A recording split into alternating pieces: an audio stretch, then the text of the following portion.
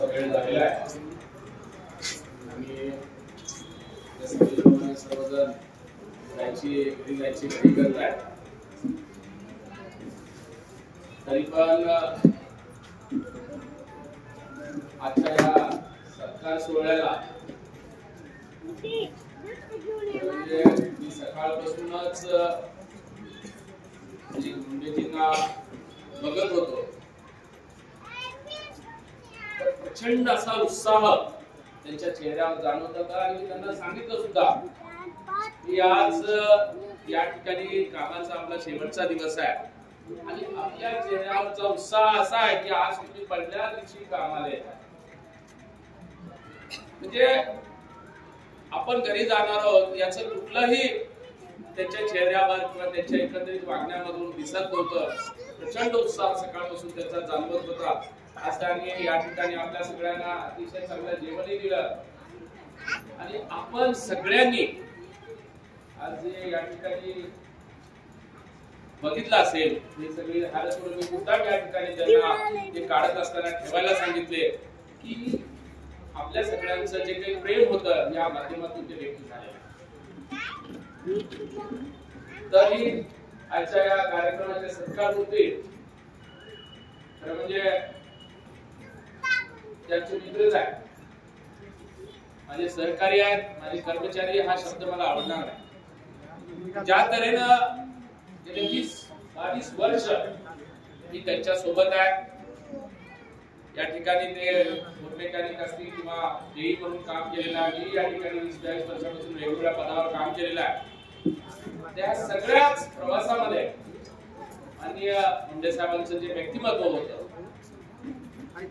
जे काम होतं, कुठलाही अभिनिवेश नसता किंवा कुठलाही स्वार्थ मनामध्ये न ठेवता सातत्यानं काम कसं करावं हे मुंडेजींच्या व्यक्तिमत्वामधून त्या गेल्या 20-22 वर्षामध्ये मी अनुभवलेलं आहे. आणि म्हणून आज बऱ्याच वक्त्यांनी खरं म्हणजे त्यांच्या टेक्निकल गुणाविषयी, त्यांच्या एकंदरीतच व्यक्तिमत्वाविषयी भरपूर सांगितलं. त्यामुळे मी अजून वेगळं काही बोलावं असं मला वाटत नाही.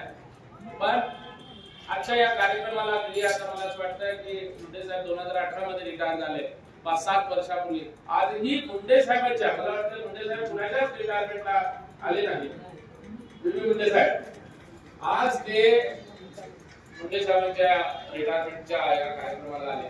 म्हणजे निगम साहेब सुद्धा या ठिकाणी खास मुंडेजींच्या रिटायरमेंटच्या फंक्शनला आले. बऱ्याच वेळा एखाद्याचं रिटायरमेंट फंक्शन म्हणजे काय, तर आम्ही ऑफिसमध्ये एक केलेला, तर मी सांगू का, ऑफिसमध्ये केलेला अतिशय कोरडा औपचारिक हा असा प्रोग्राम असतो. त्याच्यामध्ये भावनाच नसतात. कारण मला ते करणं भाग आहे आणि समोरच्याला ते करून घेणं भाग आहे, अशी परिस्थिती असते. पण या सगळ्या कार्यक्रमाला आपल्या उपस्थितीमध्ये जो बोलावा निर्माण झाला, उपस्थितीनं तो जे भावनिक वातावरण निर्माण झालं की फक्त आणि फक्त की मुंडे साहेबांच्या गेल्या 40 वर्षांमधल्या कार्याचा गौरव आज या ठिकाणी त्यांच्या या सगळ्या कार्याची उजळणी झाली. खूप निगर्वी आता ते म्हणाले ना जसं की रात्री झोपताना जर मी माझ्या आज दिवसभरामध्ये कुणाचं वाईट केलं नसतं तर दुसऱ्या दिवशी माझ्या हातून वाईट होऊ नये की मी माझ्या जिमेला सांगून ठेवले की कुणाविषयी वाईट बोलायचं नाही आहे. हे म्हणण्यापुरतं साधं सुद्धा वाक्य नाहीये मित्रांनो. याला एक तपश्चर्या लागते, त्याला सातत्यानं तसं जगावं लागतंय. आणि हे जगणं, ही तपश्चर्या ही मुंडे आहे त्यांच्या मध्ये असल्यामुळं ते त्या अधिकारवाणीनं ते म्हणू शकतात की उद्या माझ्या हातून कुणाचंही वाईट होऊ नये. खरं सांग, हे डिपार्टमेंटसाठी जे काही काम करतो ना मी त्यांना सूट दिली असेल किंवा ते माझ्या नेतृत्वाखाली काम करत असतील, चांगलं काम होत असेल, याच्यासाठी आम्ही पेड आहोत. पेड म्हणजे आम्हाला पगार मिळतो. याचं कौतुक मला आतापर्यंत नाही वाटलं. या कामाच्या व्यतिरिक्त तुम्ही कसे आहात, या कामाच्या व्यतिरिक्त डिपार्टमेंटकडे, आपल्या विभागाकडे, आपल्याला दिलेल्या सोपून कामाकडे कसं बघता. बरेचसे कर्मचारी आहेत, सकाळी 10, 10:30 येणं, 5:30ला सगळं काम संपलं की डिपार्टमेंटचं काय होणार आहे तिकडं त्याच्याशी कसलीही चिंता न करता निघून जाणं, हा तर सरकारी कर्मचाऱ्याचा स्थायी भाव आहे. पण हे डिपार्टमेंट डिपार्टमेंट माझं आहे, या डिपार्टमेंटला माझी काहीतरी गरज आहे आणि डिपार्टमेंट अडचणीत असताना किंवा डिपार्टमेंट मध्ये काही गोष्टी अतिशय आड उचलले असताना याच्यासाठी काहीतरी काम करावं, ही भावना हेच मुंडे साहेबांचं वेगळेपण आहे असं मी मानतो. आणि गेल्या 5 वर्षामध्ये याच्यासोबत काम करत असताना मला हा सातत्यानं अनुभवला. चाकूर सारख्या अतिशय छोटा तालुका आहे आमच्याकडं, या तालुक्यामध्ये सुद्धा उदगीर, अहमदपूर, औसा, निलंगा यापेक्षाही चांगले कनेक्शन देऊन ते अतिशय व्यवस्थितपणे मेंटेन करण्याचं काम हे मुंडे साहेबांच्या माध्यमातून झालं. माझ्याकडे आले होते, साहेबांनी बंदी करावी, पण मी त्यांना सांगितलं की कामाचा स्कोप तुम्हाला चाकूरमध्ये चांगला आहे. एखाद्याचं सबऑर्डिनेट म्हणून काम करणं आणि एखाद्या ठिकाणी बॉस म्हणून काम करणं याच्यामध्ये फरक आहे. आणि आज चाकूर सारख्या ठिकाणी अतिशय म्हणजे ही जी पोरं आहे चाकूरला, रायगुडे असतील, सुनील असेल, हे सगळ्यांना सोबत घेऊन त्यांना सुद्धा अतिशय म्हणजे बघा, मला माहित नाही पण असं ऐकून आहे की मुंडे साहेबांनी त्यांना पैसे देऊन ते ओएलटी लावायला देऊन त्या माध्यमातून व्यवस्थितरित्या ते काम करावं. त्यांनी म्हणजे एखाद्याला आयुष्यामध्ये उभं करण्याचं काम सुद्धा माननीय मुंडे साहेबांच्या माध्यमातून झालेलं आहे. ही खूप स्वतःसाठी ते आता मुंडे साहेबांनी बाबासाहेब आंबेडकरांचे 2 वाक्य या ठिकाणी उद्धृत केले. त्याच्यामध्ये एक वाक्य आपल्याला अतिशय फेमस झाले, कारण तो विरोधी ठेवणे जे आहे ऐकले झालेला, त्यांनी ते वाक्य सांगितलंय की तुम्ही गरिबीत जन्माला हा तुमचा दोष नाही आहे, पण जर तुम्ही गरिबीतच मेला तर तो निश्चितपणे तुमचा दोष आहे. आणि प्रत्येक वेळेस श्रीमंती ही फक्त पैशानच मोजावी असं म्हणणारा मी पण नाहीये.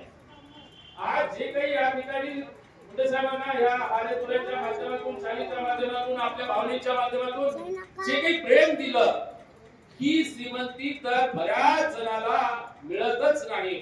आणि ही श्रीमंती आज आमच्या माणिक मुंडेंच्या मध्ये आहे. आणि म्हणून मी तुम्हाला सांगतो सर की तुम्ही निश्चितपणे अतिशय समाधानानं या श्रीमंतीमध्ये राहिलेलं आयुष्य काढणार आहात, ही निश्चितपणे मी खात्री आहे.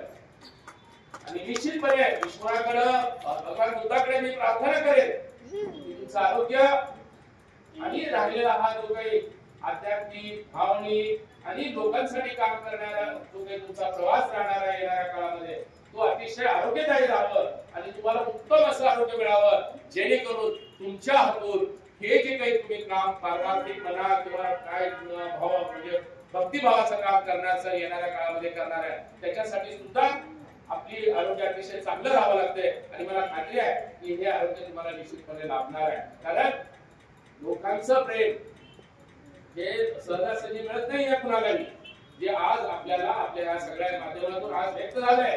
पण गेल्या 40 वर्षामध्ये आपल्या कलागुणामुळं, आपल्या कष्टामुळं, आपण जे लोकांबद्दल चांगल्या भावना व्यक्त करतो, त्या चांगल्या भावनेमुळं लोकांनी आपल्याला भरभरून प्रेम आज या ठिकाणी व्यक्त केलं. हे प्रेम तुमच्यासोबत निश्चितपणे आहेच. आणि म्हणून येणाऱ्या काळामध्ये सुद्धा निश्चितपणे एक अधिकारी म्हणून, जिल्ह्याचा अधिकारी म्हणून मला मुंडे साहेबांची कमतरता भासणार आहे. कारण चाकूर सारखा ठिकाण असेल किंवा एकंदरीतच त्यांची जी काही सहवास आहे 5-6 वर्षामध्ये अधिकारी म्हणजे जिल्ह्याचा प्रमुख म्हणून काम करताना लागलं, त्यामुळे त्यांची कमतरता भासणारच आहे.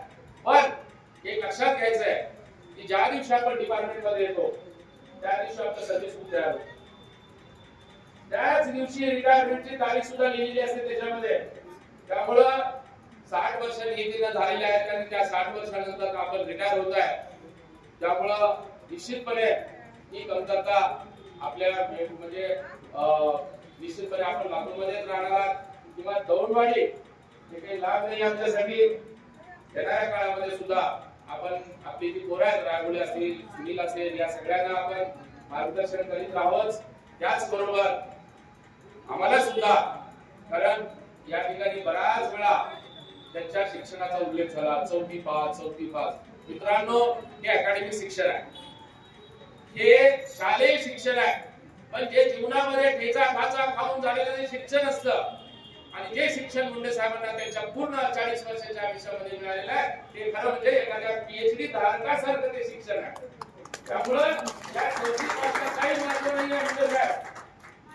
निश्चितपणे आपण जो काही या ठिकाणी जीव लावला या डिपार्टमेंटसाठी आणि एकंदरीतच सगळ्या आपल्या कुटुंबासाठी असेल, आपल्या मित्रांसाठी असेल, आपल्या नातेवाईकांसाठी असेल, हे जे पर्पजच्या दृष्टीने आपण केलेलं आहे हे एखाद्या पीएचडी धारकाच्या सुद्धा तुमचं आपण शिक्षण घेतलेलं आहे. त्यामुळे कुठलाही न्यूनगंड ठेवू नका की माझं शिक्षण झालंय की काय झालंय.